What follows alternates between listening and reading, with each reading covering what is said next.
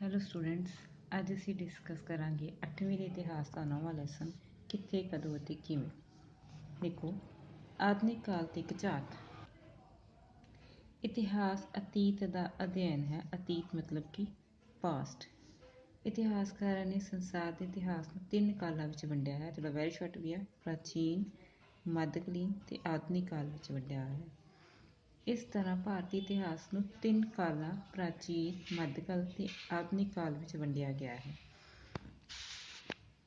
ਪਰੰਤੂ ਇਹਨਾਂ ਕਾਲਾਂ ਦੇ ਸ਼ੁਰੂ ਹੋਣ ਦਾ ਸਮਾਂ ਸੰਸਾਰ ਦੇ ਵੱਖ-ਵੱਖ ਭਾਗਾਂ ਵਿੱਚ ਇੱਕੋ ਜਿਹਾ ਨਹੀਂ ਹੈ।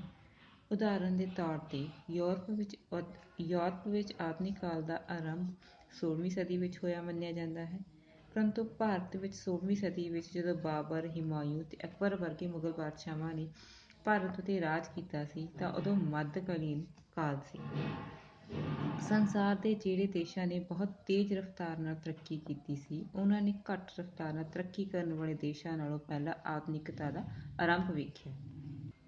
ਇਟ ਮੀਨਸ ਕਿ ਯੂਰਪ ਵਿੱਚ 16ਵੀਂ ਸਦੀ ਵਿੱਚ ਆਧੁਨਿਕ ਕਾਲ ਸੀ, ਜਦਕਿ 16ਵੀਂ ਸਦੀ ਵਿੱਚ ਭਾਰਤ ਵਿੱਚ ਮੱਧਕਾਲ ਸੀ। ਭਾਰਤ ਵਿੱਚ ਆਧੁਨਿਕ ਕਾਲ ਦਾ ਆਰੰਭ 18ਵੀਂ ਸਦੀ ਵਿੱਚ ਮੁਗਲ ਬਾਦਸ਼ਾਹ ਔਰੰਗਜ਼ੇਬ ਦੀ ਮੌਤ ਪਿੱਛੋਂ ਹੋਇਆ। ਇਸ ਸਮੇਂ ਦੌਰਾਨ ਬਹੁਤ ਸਾਰੀਆਂ ਪੁਰਾਣੀਆਂ ਸ਼ਕਤੀਆਂ ਕਮਜ਼ੋਰ ਹੋਣ ਲੱਗ ਪਈਆਂ ਤੇ ਉਹਨਾਂ ਦੀ ਥਾਂ ਬਹੁਤ ਸਾਰੀਆਂ ਨਵੀਆਂ ਸ਼ਕਤੀਆਂ। ਪੁਰਾਣੀਆਂ ਸ਼ਕਤੀਆਂ ਕਮਜ਼ੋਰ ਹੋ ਗਈਆਂ ਸੀ, ਉਹਨਾਂ ਦੀ ਨਵੀਆਂ ਸ਼ਕਤੀਆਂ ਆਈਆਂ, ਜਿਵੇਂ ਮਰਾਠੇ, ਸਿੱਖ, ਰੋਹਿਲੇ, ਪਠਾਨ ਅਤੇ ਰਾਜਪੂਤ ਆਦਿ ਦਾ ਉਭਾਰ ਹੋਇਆ। ਇਹਨਾਂ ਦੇ ਆਪਸੀ ਝਗੜਿਆਂ ਨੇ ਬਹੁਤ ਸਾਰੀਆਂ ਵਿਦੇਸ਼ੀ ਸ਼ਕਤੀਆਂ, ਪੁਰਤਗਾਲੀ, ਡੱਚ, ਅੰਗਰੇਜ਼ਾਂ ਅਤੇ ਫਰਾਂਸੀਸੀਆਂ ਨੂੰ ਭਾਰਤ ਵਿੱਚ ਆਪਣੀ ਸਰਵਉੱਚਤਾ ਅਤੇ ਸਾਮਰਾਜ ਸਥਾਪਿਤ ਕਰਨ ਲਈ ਸੱਦਾ ਦਿੱਤਾ। ਇਹਨਾਂ ਦੀ ਕਮਜ਼ੋਰੀ ਦੇ ਕਾਰਨ ਸਾਰੀਆਂ ਵਿਦੇਸ਼ੀ ਜਾਤੀਆਂ ਭਾਰਤ ਵਿੱਚ ਆ ਕੇ ਵਸ ਗਈਆਂ। ਭਾਰਤ ਵਿੱਚ ਇਹਨਾਂ ਯੂਰਪੀਨ ਸ਼ਕਤੀਆਂ ਦੇ ਆਉਣ ਨਾਲ ਆਧੁਨਿਕ ਕਾਲ ਦਾ ਆਰੰਭ ਹੋਇਆ। ਇਸ ਲਈ ਯੂਰਪ ਵਿੱਚ ਆਧੁਨਿਕ ਕਾਲ ਦਾ ਆਰੰਭ 16ਵੀਂ ਸਦੀ ਵਿੱਚ ਹੋਇਆ, ਜਦਕਿ ਭਾਰਤ ਵਿੱਚ ਆਧੁਨਿਕ ਕਾਲ ਦਾ ਆਰੰਭ 18ਵੀਂ ਸਦੀ ਵਿੱਚ ਹੋਇਆ। ਉਸ ਸਮੇਂ ਵਿਦੇਸ਼ੀ ਸਮਾਜਾਂ ਨਾਲੋਂ ਭਾਰਤੀ ਸਮਾਜ ਵਿੱਚ ਬਹੁਤ ਸਾਰੀਆਂ ਬੁਰਾਈਆਂ ਪ੍ਰਚਲਿਤ ਸਨ, ਜਿਨ੍ਹਾਂ ਨੂੰ ਖਤਮ ਕਰਨ ਲਈ ਭਾਰਤੀ ਸਮਾਜ ਸੁਧਾਰਕਾਂ ਨੇ ਬਹੁਤ ਯਤਨ ਕੀਤੇ। ਉਸ ਸਮੇਂ ਆਰਥਿਕ ਖੇਤਰ ਵੀ ਬਹੁਤ ਸਾਰੀਆਂ ਕਮੀਆਂ ਸਨ, ਇਸ ਲਈ ਕਈ ਭਾਰਤੀ ਸ਼ਾਸਕ ਪ੍ਰਬੰਧਕਾਂ ਅਤੇ ਅਰਥਸ਼ਾਸਤਰੀਆਂ ਨੇ ਖੇਤੀ, ਵਪਾਰ, ਉਦਯੋਗਾਂ ਵੱਲ ਵਿਸ਼ੇਸ਼ ਧਿਆਨ ਦਿੱਤਾ। ਉਸ ਸਮੇਂ ਭਾਰਤ ਵਿੱਚ ਬਹੁਤ ਸਾਰੇ ਸਕੂਲ ਅਤੇ ਕਾਲਜ ਸਥਾਪਿਤ ਕੀਤੇ ਗਏ, ਜਿੱਥੇ ਪੂਰਬੀ ਭਾਸ਼ਾਵਾਂ ਦੇ ਨਾਲ-ਨਾਲ ਕਈ ਵਿਦੇਸ਼ੀ ਭਾਸ਼ਾਵਾਂ ਵੀ ਸਿਖਾਈਆਂ ਜਾਂਦੀਆਂ ਸਨ। ਪੱਛਮੀ ਸਿੱਖਿਆ ਅਤੇ ਸਾਹਿਤ ਦੇ ਨਾਲ-ਨਾਲ ਪੱਛਮੀ ਵਿਚਾਰਾਂ ਨੇ ਵੀ ਭਾਰਤੀਆਂ ਨੂੰ ਜਾਗਰਿਤ ਕੀਤਾ।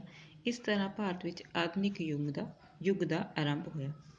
ਜਿਉਂ ਹੀ ਭਾਰਤ ਦੇ ਲੋਕਾਂ ਨੇ ਪੱਛਮੀ ਸੱਭਿਆਚਾਰ, ਇਤਿਹਾਸ ਅਤੇ ਦਰਸ਼ਨ ਸ਼ਾਸਤਰ ਬਾਰੇ ਜਾਣਕਾਰੀ ਪ੍ਰਾਪਤ ਕੀਤੀ ਤਾਂ ਉਹਨਾਂ ਵਿੱਚ ਆਜ਼ਾਦੀ, ਬਰਾਬਰੀ, ਭਾਈਚਾਰੇ ਦੀ ਭਾਵਨਾ ਪੈਦਾ ਹੋਈ। ਹੁਣ ਭਾਰਤੀ ਲੋਕ ਆਪਣੇ ਦੇਸ਼ ਵਿੱਚ ਅੰਗਰੇਜ਼ੀ ਰਾਜ ਅਤੇ ਆਪਣੀ ਮਾਤ ਭੂਮੀ ਦੇ ਸ਼ੋਸ਼ਣ ਕਰਨ ਨੂੰ ਕਿਵੇਂ ਸਹਿਣ ਕਰ ਸਕਦੇ ਸੀ। ਹੁਣ ਪਤਾ ਲੱਗ ਗਿਆ ਵੀ ਸਾਡਾ ਸ਼ੋਸ਼ਣ ਹੋ ਰਿਹਾ। ਇਸ ਲਈ ਉਹਨਾਂ ਨੇ ਅੰਗਰੇਜ਼ੀ ਰਾਜ ਵਿਰੁੱਧ ਰਾਸ਼ਟਰੀ ਅੰਦੋਲਨ ਸ਼ੁਰੂ ਕਰ ਦਿੱਤਾ ਅਤੇ 1947 ਵਿੱਚ ਭਾਰਤ ਨੇ ਆਜ਼ਾਦੀ ਪ੍ਰਾਪਤ ਕੀਤੀ।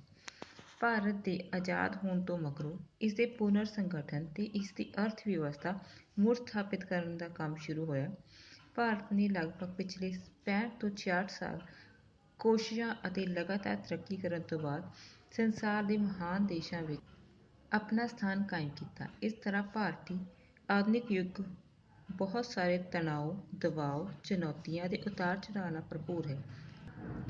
ਪਰੰਤੂ ਅਜੇ ਵੀ ਅਸੀਂ ਭਾਰਤੀ ਲੋਕ ਹੌਲੀ-ਹੌਲੀ ਉੱਨਤ ਅਤੇ ਖੁਸ਼ਹਾਲ ਹੋਣ ਦੀ ਕੋਸ਼ਿਸ਼ ਕਰ ਰਹੇ ਹਾਂ, ਮਤਲਬ ਕਿ ਤਰੱਕੀ ਕਰਨ ਦੀ ਕੋਸ਼ਿਸ਼ ਕਰ ਰਹੇ ਹਾਂ। ਆਧੁਨਿਕ ਕਾਲ ਦੌਰਾਨ ਪ੍ਰਗਤੀਆਂ ਮਤਲਬ ਕਿ ਤਰੱਕੀਆਂ ਵੀ ਕਹਿ ਸਕਦੇ ਹੋ ਤੁਸੀਂ ਇਹਨੂੰ। ਭਾਰਤੀ ਇਤਿਹਾਸ ਵਿੱਚ 18ਵੀਂ ਸਦੀ ਦੇ ਕਾਲ ਨੂੰ ਹਨੇਰ ਯੁੱਗ ਸਮਝਿਆ ਜਾਂਦਾ ਹੈ, ਕਿਉਂਕਿ ਇਸ ਕਾਲ ਵਿੱਚ ਮੁਗਲ ਸਾਮਰਾਜ ਦੇ ਪਤਨ ਤੋਂ ਬਾਅਦ ਮਤਲਬ ਕਿ ਖਤਮ ਹੋ ਗਿਆ ਸੀ। ਮੁਗਲ ਸਾਮਰਾਜ ਖਤਮ ਹੋਣਾ ਸ਼ੁਰੂ ਹੋ ਗਿਆ ਸੀ ਤੋਂ ਬਾਅਦ ਨਾ ਕੇਵਲ ਸਥਾਨਕ ਤਾਕਤਾਂ ਦੁਆਰਾ, ਸਗੋਂ ਸਥਾਨਕ ਅਤੇ ਵਿਦੇਸ਼ੀ ਤਾਕਤਾਂ ਵਿਚਕਾਰ ਵੀ ਆਪਣੀ ਸਰਵਉੱਚਤਾ ਸਥਾਪਿਤ ਕਰਨ ਲਈ ਆਪਸੀ ਸੰਘਰਸ਼ ਲੜਾਈ ਸ਼ੁਰੂ ਹੋ ਗਈ। ਭਾਰਤ ਦੇ ਵੱਖ-ਵੱਖ ਭਾਗਾਂ ਵਿੱਚ ਮੁਗਲ ਸਾਮਰਾਜ ਦੀ ਕਮਜ਼ੋਰੀ ਦਾ ਫਾਇਦਾ ਉਠਾ ਕੇ ਹੋਈਆਂ ਬਹੁਤ ਸਾਰੀਆਂ ਰਿਆਸਤਾਂ ਆਜ਼ਾਦ ਹੋ ਗਈਆਂ ਸਨ। 1724 ਈਸਵੀ ਵਿੱਚ ਸਭ ਤੋਂ ਪਹਿਲਾਂ ਨਿਜ਼ਾਮ-ਉਲ-ਮੁਲਕ ਨੇ ਹੈਦਰਾਬਾਦ ਸਲਤਨਤ ਰਾਜ ਦੀ ਨੀਂਹ ਰੱਖੀ। ਇਸ ਤੋਂ ਪਿੱਛੋਂ ਮੁਰਸ਼ਿਦ ਕੁਲੀ ਖਾਨ ਅਤੇ ਅਲੀ ਵਰਦੀ ਖਾਨ ਨੇ ਬੰਗਾਲ ਰਾਜ ਨੂੰ ਸੁਤੰਤਰ ਕੀਤਾ। ਆਹ ਵਾਲਾ ਵੈਰੀ ਸ਼ਾਰਟ ਆ। 1739 ਈਸਵੀ ਵਿੱਚ ਸਿਆਦਤ ਖਾਨ ਨੇ ਅਵਧ ਨੂੰ ਇੱਕ ਸੁਤੰਤਰ ਰਾਜ ਬਣਾਇਆ। ਦੱਖਣ ਵਿੱਚ ਮੈਸੂਰ ਸੁਤੰਤਰ ਰਾਜ ਦੀ ਸਥਾਪਨਾ ਹੋਈ, ਜਿਸ ਦਾ ਸ਼ਾਸਕ ਹੈਦਰ ਅਲੀ ਤੇ ਉਸਦਾ ਪੁੱਤਰ ਟੀਪੂ ਸੁਲਤਾਨ ਸੀ। ਮਰਾਠਿਆਂ ਨੇ ਵੀ ਪੇਸ਼ਵਿਆਂ ਦੀ ਅਗਵਾਈ ਹੇਠ ਮੁਗਲਾਂ ਦੇ ਇਲਾਕਿਆਂ 'ਤੇ ਹਮਲਾ ਕਰ ਦਿੱਤਾ। ਅੱਗੇ ਆ ਗਿਆ, ਯੂਰਪੀਅਨ ਸ਼ਕਤੀਆਂ ਪੁਰਤਗਾਲੀ, ਡੱਚ, ਫਰਾਂਸੀਸੀ ਅਤੇ ਅੰਗਰੇਜ਼ਾਂ ਨੇ ਵੀ ਭਾਰਤ ਵਿੱਚ ਆਪਣਾ ਆਪਣਾ ਸਾਮਰਾਜ ਸਥਾਪਿਤ ਕਰਨ ਦੀ ਕੋਸ਼ਿਸ਼ ਕੀਤੀ। ਇਸ ਕਰਕੇ ਅੰਗਰੇਜ਼ਾਂ ਅਤੇ ਫਰਾਂਸੀਸੀਆਂ ਵਿਚਕਾਰ 1744 ਈਸਵੀ ਤੋਂ 1763 ਈਸਵੀ ਤੱਕ ਕਰਨਾਟਕ ਵਿੱਚ ਤਿੰਨ ਯੁੱਧ ਹੋਏ ਕਰਨਾਟਕ ਵਿੱਚ, ਜਿਨ੍ਹਾਂ ਵਿੱਚ ਅੰਗਰੇਜ਼ਾਂ ਨੂੰ ਜਿੱਤ ਪ੍ਰਾਪਤ ਹੋਈ। ਆਧੁਨਿਕ ਭਾਰਤੀ ਇਤਿਹਾਸ ਦੇ ਪ੍ਰਮੁੱਖ ਸਰੋਤ ਮਤਲਬ ਕਿ ਸੋਰਸ ਕਿਹੜੇ ਨੇ ਜਿਨ੍ਹਾਂ ਤੋਂ ਸਾਨੂੰ ਇਹਨਾਂ ਬਾਰੇ ਜਾਣਕਾਰੀ ਮਿਲਦੀ ਹੈ। ਇਤਿਹਾਸ ਤੱਥਾਂ ਉੱਤੇ ਆਧਾਰਿਤ ਹੈ, ਇਸ ਲਈ ਇਸ ਦੀ ਰਚਨਾ ਕਰਨ ਲਈ ਇਤਿਹਾਸਕਾਰਾਂ ਨੂੰ ਵੱਖ-ਵੱਖ ਇਤਿਹਾਸਿਕ ਸਰੋਤਾਂ 'ਤੇ ਨਿਰਭਰ ਕਰਨਾ ਪੈਂਦਾ ਹੈ। ਇਸੇ ਤਰ੍ਹਾਂ ਆਧੁਨਿਕ ਭਾਰਤੀ ਇਤਿਹਾਸ ਬਾਰੇ ਜਾਣਕਾਰੀਆਂ ਪ੍ਰਾਪਤ ਕਰਨ ਲਈ ਬਹੁਤ ਸਾਰੇ ਸਰੋਤ ਹਨ, ਜਿਨ੍ਹਾਂ ਵਿੱਚੋਂ ਪ੍ਰਮੁੱਖ ਹੇਠ ਲਿਖੇ ਹਨ। ਪਹਿਲਾਂ ਕਿਹੜੀਆਂ ਸੀ? ਪੁਸਤਕਾਂ। ਆਧੁਨਿਕ ਕਾਲ ਵਿੱਚ ਛਾਪੇਖਾਨੀ ਮਤਲਬ ਕਿ ਪ੍ਰਿੰਟਿੰਗ ਹੋਣੀ ਸ਼ੁਰੂ ਹੋ ਗਈ ਸੀ ਉਹਦੇ ਨਾਲ। ਆਧੁਨਿਕ ਕਾਲ ਵਿੱਚ ਛਾਪੇਖਾਨੇ ਦੀ ਖੋਜ ਕਰਨ ਨਾਲ ਭਾਰਤੀ ਭਾਸ਼ਾਵਾਂ ਅਤੇ ਅੰਗਰੇਜ਼ੀ ਭਾਸ਼ਾ ਵਿੱਚ ਬਹੁਤ ਸਾਰੀਆਂ ਪੁਸਤਕਾਂ ਛਾਪੀਆਂ ਗਈਆਂ, ਜਿਨ੍ਹਾਂ ਦਾ ਅਧਿਐਨ ਮਤਲਬ ਪੜ੍ਹਨ ਕਰਨ ਨਾਲ ਸਾਨੂੰ ਸਾਹਿਤ, ਕਲਾ, ਵਿਗਿਆਨ, ਸਾਹਿਤ ਅਤੇ ਸੰਗੀਤ ਆਦਿ ਖੇਤਰਾਂ ਵਿੱਚ ਕੀਤੀ ਤਰੱਕੀ ਬਾਰੇ ਜਾਣਕਾਰੀ ਮਿਲਦੀ ਹੈ। ਦੂਜਾ ਸਾਡੇ ਕੋਲ ਸਰਕਾਰੀ ਦਸਤਾਵੇਜ਼, ਜਿਹੜੇ ਸਰਕਾਰੀ ਕਾਗਜ਼ ਹੁੰਦੇ ਆ। ਪੁਸਤਕਾਂ ਵਾਂਗ ਸਰਕਾਰੀ ਦਸਤਾਵੇਜ਼ ਵੀ ਭਾਰਤੀ ਆਧੁਨਿਕ ਕਾਲ ਦੇ ਇਤਿਹਾਸ ਦਾ ਇੱਕ ਮਹੱਤਵਪੂਰਨ ਸਰੋਤ ਹਨ, ਜਿਨ੍ਹਾਂ ਦਾ ਅਧਿਐਨ ਕਰਨ ਨਾਲ ਸਾਨੂੰ ਵੱਖ-ਵੱਖ ਭਾਰਤੀ ਤਾਕਤਾਂ ਅਤੇ ਵਿਦੇਸ਼ੀ ਤਾਕਤਾਂ ਦੇ ਆਪਸੀ ਵਿਵਹਾਰ ਅਤੇ ਕਿਸ ਤਰ੍ਹਾਂ ਅੰਗਰੇਜ਼ਾਂ ਨੇ ਭਾਰਤੀ ਤਾਕਤਾਂ ਨੂੰ ਆਪਣੇ ਅਧੀਨ ਕੀਤਾ ਮਤਲਬ ਕਿ ਅੰਡਰ ਕੀਤਾ ਬਾਰੇ ਜਾਣਕਾਰੀ ਮਿਲਦੀ ਹੈ। ਇਹਨਾਂ ਤੋਂ ਸਾਨੂੰ ਅੰਗਰੇਜ਼ਾਂ ਦੁਆਰਾ ਭਾਰਤੀ ਲੋਕਾਂ ਦੇ ਆਰਥਿਕ ਸ਼ੋਸ਼ਣ ਕਰਨ ਸੰਬੰਧੀ ਵੀ ਜਾਣਕਾਰੀ ਮਿਲਦੀ ਹੈ। ਨੈਕਸਟ ਆ ਅਖਬਾਰਾਂ, ਮੈਗਜ਼ੀਨ ਅਤੇ ਰਸਾਲੇ। ਪੁਸਤਕਾਂ ਅਤੇ ਸਰਕਾਰੀ ਦਸਤਾਵੇਜ਼ ਵਾਂਗ ਵੱਖ-ਵੱਖ ਭਾਸ਼ਾਵਾਂ ਵਿੱਚ ਛਾਪੇ ਗਏ ਅਖਬਾਰਾਂ, ਮੈਗਜ਼ੀਨ, ਰਸਾਲੇ ਆਦਿ ਤੋਂ ਵੀ ਸਾਨੂੰ ਭਾਰਤ ਦੇ ਆਧੁਨਿਕ ਕਾਲ ਬਾਰੇ ਜਾਣਕਾਰੀ ਪ੍ਰਾਪਤ ਹੁੰਦੀ ਹੈ। ਉਨ੍ਹਾਂ ਵਿੱਚੋਂ ਕੁਝ ਅਖਬਾਰ ਜਿਵੇਂ ਕਿ the Tribune, the Times of India ਅੱਜ ਵੀ ਛਾਪੇ ਜਾਂਦੇ ਹਨ।